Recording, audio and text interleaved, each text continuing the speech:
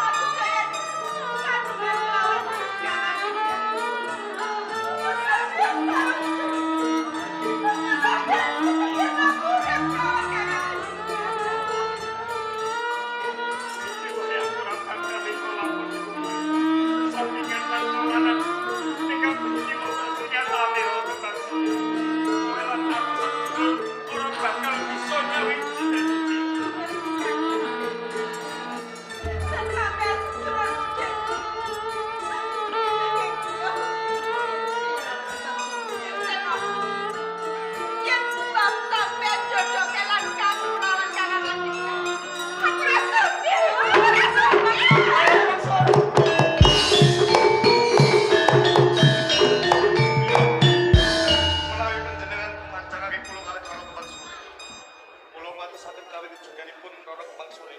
Kula badhe kunjung. Hati-hati ya, Den.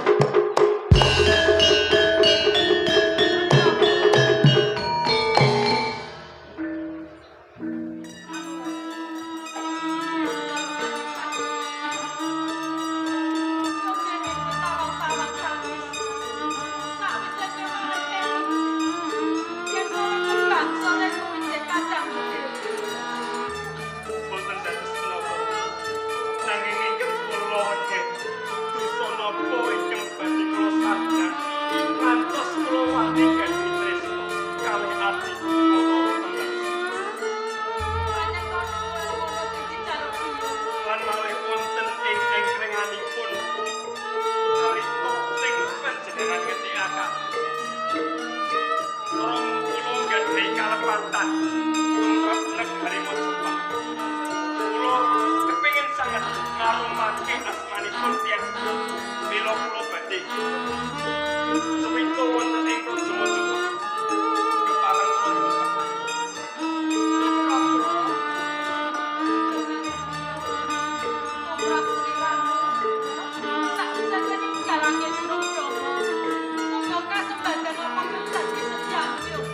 sampun biyo kula titip aji kula ingkang kula tresnani.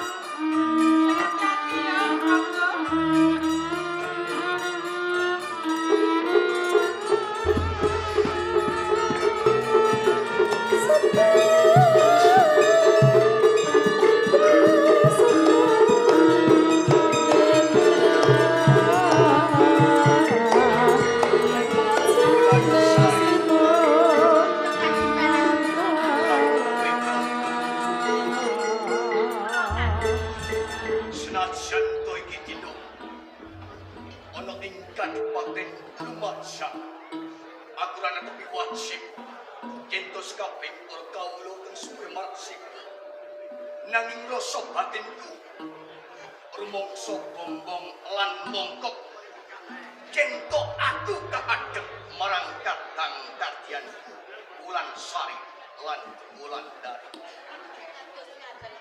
Dadi sing tak jaluk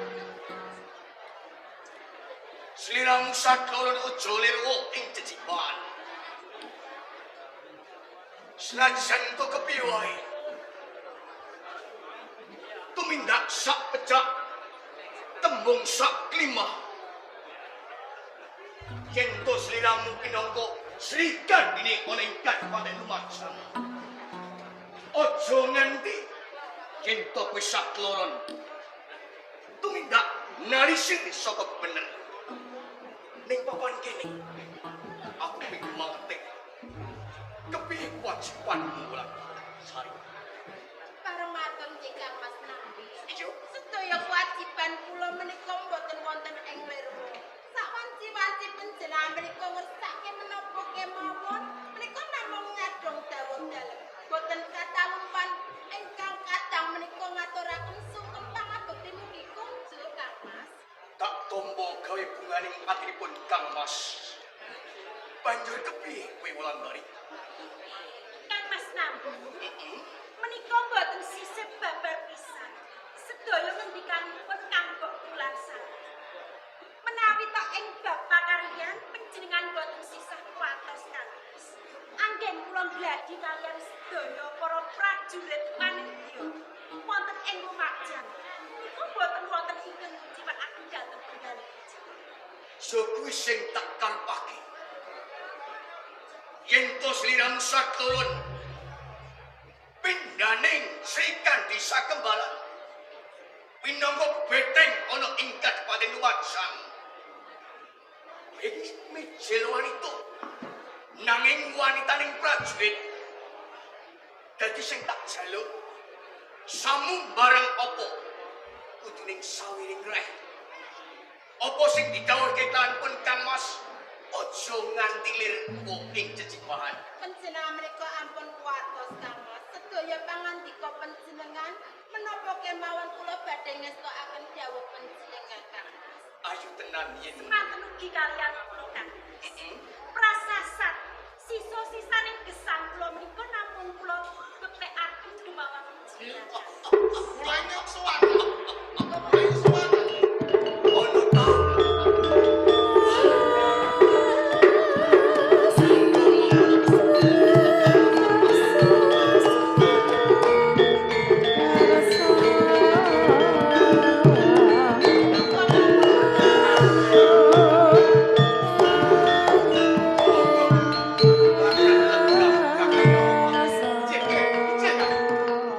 Sampun sawetawis wekdal kula mboten pepanggihan kalian Yai Nambi. Bareng ketemu katon sumringah. Kepul dadi siji lan para kulawarga. Lajeng kados pundi?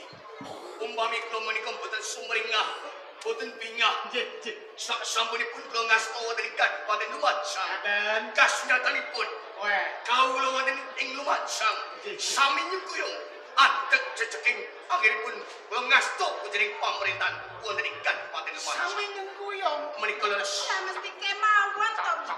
Sarujuk. Nanging wonten emanipun Imanipun kados pundi? ora padha karo kahanan ing Majapahit. Lho niki.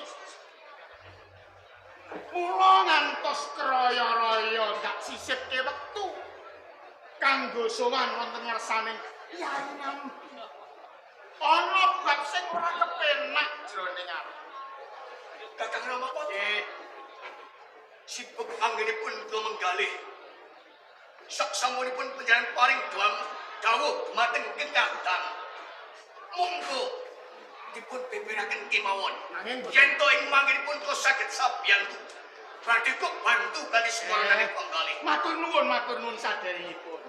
Nanging menawi wonten sisi pengatur, aja kelagu ati kejeron penampa lho nggih. Napa menika wawados, Ndara? Yang diarani wadi ya kena, diarani dudu ya kena. Menawi wawados kula badhe semingke wonten Mboten sisah ora apa-apa. Yen kanggoning kulawarga ora wadi, ning kanggoning kawula iku cetha wadi. Oh ngaten. Panjenenganipun Yai Nambi ora sowan ing Majapahit Pak Usmana kira-kira yen ora papat ya 5 pisuwanan. Menika injih. Nah niku sing jalari perkarane. Saben pisuwanan waton Yai Nambi mboten sowan. Esuk nganti sore sing dirasani ora ana liya kejaba panjenenganipun Yai Nambi. Dirasani nggone ora sowan. Lah niki lho, Majapahit niku ora ringkihe nggone lupute jane. Yen ana sawijining kawula sing ora sowan, ora ana katrangan, dirasani para nayaka, para saka guru ora ngedem swasana ning malah ngompor-ngompori ti. Ana sing ngandhake ora sowaning Yai Nambi menika wis disengaja wonten ingkang matur Yai Nambi nyagake prajurit saglar sepapan kanthi gaden garis pendem. Wonten ingkang ngaturaken panjenenganipun Yai Nambi yasa beteng lan ringin kurung sakembaran kang dianggep bakal ngrong-ngrong kalibangan Majapahit. Kula gandeng kula niki sing ngerti. Kula niki seksi sing isih urip, ngerti lari aneng sejarah ing Majapahit. Kula belani, Di. Napa sih? Nggih, kula belani. Kula matur, aja Nambi niku disenggo luput. Eling, sapa to Nambi? Putranipun Arya Wiraraja Sumenep kang wis nate nganakake prajanjen. Yen Kediri brubuh, Raden Wijaya bisa ngasta palenggan ing tanah Jawa. Tanah Jawa dadi sigar semangka. Kulon wewengkone Raden Wijaya wetan kang sinebut 3 juru ing antarane Mblambangan, Pamotan lan Lumajang. Niku dipasrahake dhateng ingkang Rama. Mula katelah 3 juru tegese 3 wewengkon kang gedhe dadi siji dipunjerake ing Lumajang. Pratenane kanthi prasasti ingkang wonten, Lumajang dadi bumi perdikan. Nggih mboten? Menika Kula pun matur, kula wis belani panjenengan Di. Nah, usananipun. Kula matur bilih wontenipun Yai Nambi boten sowan krana nembe nandhang duh kita. Nggih mboten? Krana ingkang Rama seda. Lho, kula niki nek matur nganti meniring Kula niki matur nerocos kaya betet sewu, ora dipaluti. Kalah karo para saka guru sing do golek rai niku. Dados panjenengan sampun matur wonten ngarsanipun Sang Prabu. Nanging kok dipun gawe? Pratelanipun Sinuwun Prabu, nggih, Sinuwun Prabu Jayanegara. Sinuwun Prabu Jayanegara percaya marang wong-wong sing ora tanggung jawab. Pepuntonipun lumajang bumi partikan, bumi tigang juru, kajabel, pos dados sakmenika mboten dados bumi kang mardika. Kajabel.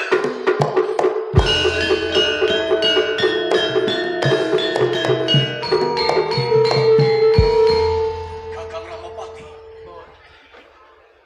Menapa sedaya dawuh pangandika panjenengan saged kula kami? Kula menika mboten namung cucuk aduan.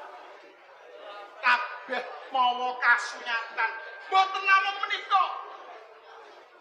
Kanggo bukti menawi atur kula menika mboten gawe-gawe. Majapahit sampun ngirimaken prajurit sagelas papan ing tapel wates Lumajang. Titi wedal menika Nggih.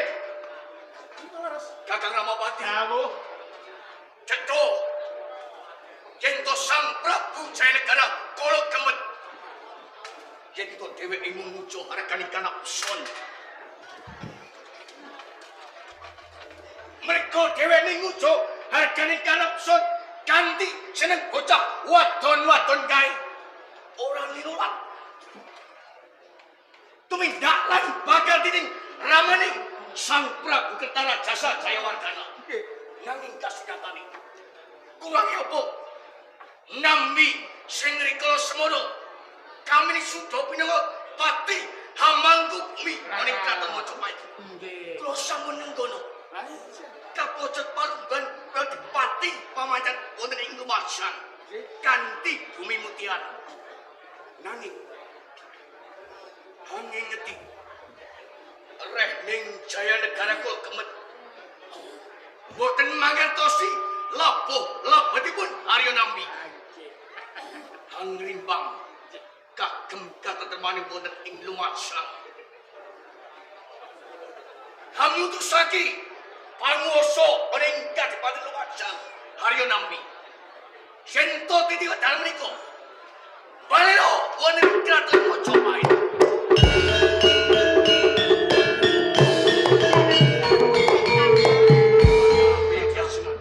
Napa panjenengan badhe mbalela wonten ing Majapahit? Kedah panjenengan menika ngemuki. Lumajang menika namung sak kadipaten. Majapahit menika negari ingkang ageng. Tanging gendong lamun yen menawi panjenengan badhe mesah wonten ing Majapahit, Kamas. Monggo kula atur sareh lan kula nindingi langkung rumin dede perkawisipun. Menapa menika leres menapa boten? Cukup! Kamas? Wulan Sari, kowe rasah dadak ngoceh kaya dening bedet sewu. Senajan to Majapahit negara sing ageng lan agung. Kowe kudu eling. Panjangga kudu terjangkah tanpa sinangkah ora bakal kasempatan. Leres kesemua iki. Kepiye Wulandari? Dalam sewu jika Iya. menawi to panjenengan menika badhe mbalela wonten ing praja Majapahit. Kok ngemano kalian kawula iku boten pangertos banget ing perkawis menika dados beban. Sampun ngaten iku semuanya. Wulandari lan kowe Wulan Sari. Kuncaraning negara bisa ageng lan agung kudu ana pangorbanan. Nah, bener. Perkara bisa rampung kanthi sarana pirembugan. Yen to pirembugan kinoro bisa rampung kudu katempuh peperangan. Rungokno rening panguwasa tunggal ning tanganku. Keplok ana saka mburi Jayanegara loro Jawa.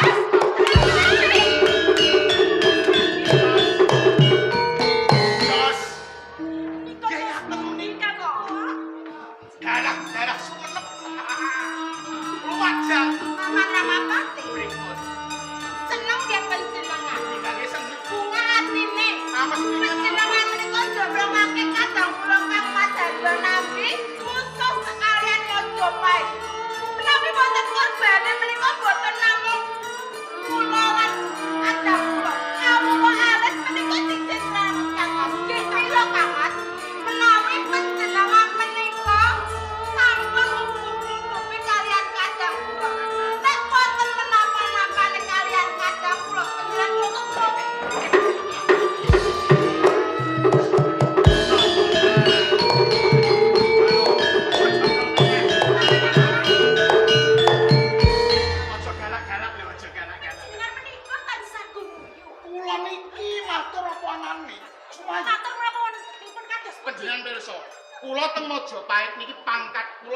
daeng acarya ring kasogatan padha karo Senopati.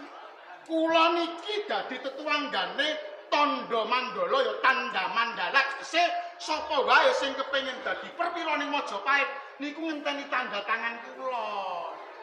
Lah kok perkara ngeten kula sing disalahke. Kula niki mboten maton kandha ning kandha sing mawa. Nanging Paman, gara-gara panjenengan, kadang kula Kang Mas Nambi maju wonten ing peperangan. Nggih. Panjenengane mutembot Paman. Menawi ta wonten menapa-menapanipun Kang Mas Nambi, kula nutuh kaliyan panjenengan.